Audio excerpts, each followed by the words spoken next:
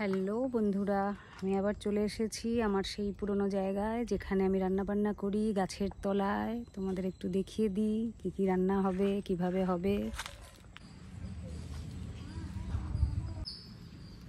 দেখতে পাচ্ছ এখানে রসুন আছে, পোস্ত আর তিল বেটে রেখেছি, এখানে পেঁয়াজ, টমেটো, এখানে সজনে ফুল, এখানে গরম জল, এখানে তেল আছে।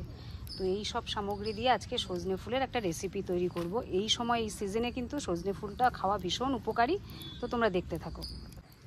সবার প্রথমে একটুখানি তেল দিয়ে দিলাম, এবার আমি একটু রসুন দিয়ে দেবো।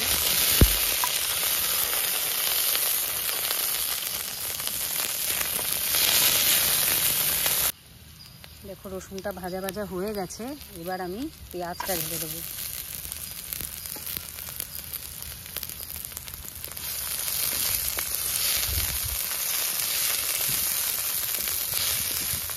পেঁয়াজটা একটুখানি লাল লাল করে ভেজে নেবো, খুব একটা লাল করে ভাজার দরকার নেই।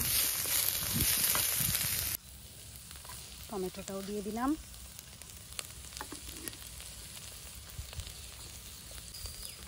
এবার আমি সজনে ফুল দেখতে পাচ্ছ ধুয়ে রেখেছি, এটাকে দিয়ে দেবো।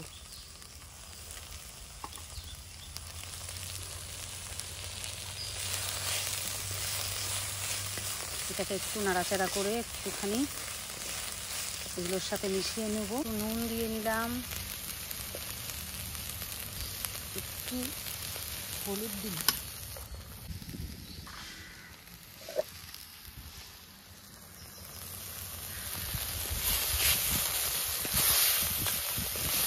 একটুখানি মজে মজে এসেছে। এবার আমি এখানে পোস্ত আর তিলটা দিয়ে দেবো। ঠিক আছে, তিলটাকে এবার মজতে দেবো একটুখানি।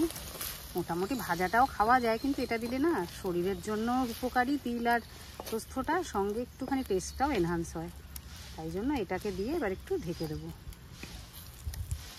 এবার হতে থাকবে, মোটামুটি হয়েই এসছে। ভীষণই ইজি একটা রেসিপি, কিন্তু খুব উপকারী। এই সজনের ফুলগুলো না বেটেও খাওয়া যায়, মানে এরকম করে ভেজে তারপরে একটু বেটে নিতে হয়, তাহলেও কিন্তু খুব টেস্টি হয়।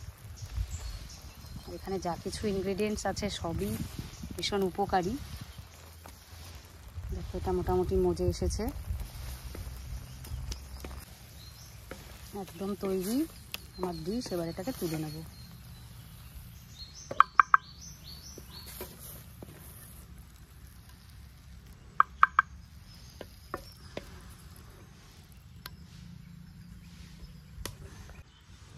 ডিশ একদম রেডি। তো তোমরা একটু কাছের থেকে দেখে নাও, যে দেখতে পাচ্ছ সবাই। রুটি দিয়ে খেতে পারো, ভাত দিয়ে খেতে পারো, ভীষণ টেস্টি, ভীষণ উপকারী একটা জিনিস। তো আপাতত আমার রান্না শেষ। তো ভিডিওটি তোমাদের কেমন লাগলো অবশ্যই আমাকে কমেন্ট করে বলবে। আর নতুন নতুন ভিডিও দেখতে আবার তোমাদের সঙ্গে দেখা হবে অন্য কোনো একদিন। ততক্ষণ টাটা, বাই বাই। আমি আমার বাগান বাড়িটা আবার একবার একটু দেখিয়ে দিলাম। অসংখ্য গাছপালা দেখতে পাচ্ছ, একদম গাছের তলায় বসে পড়েছি। আমার উপকরণ সব। মিলব অন্য কোনো ভিডিওতে। Bye bye, tata.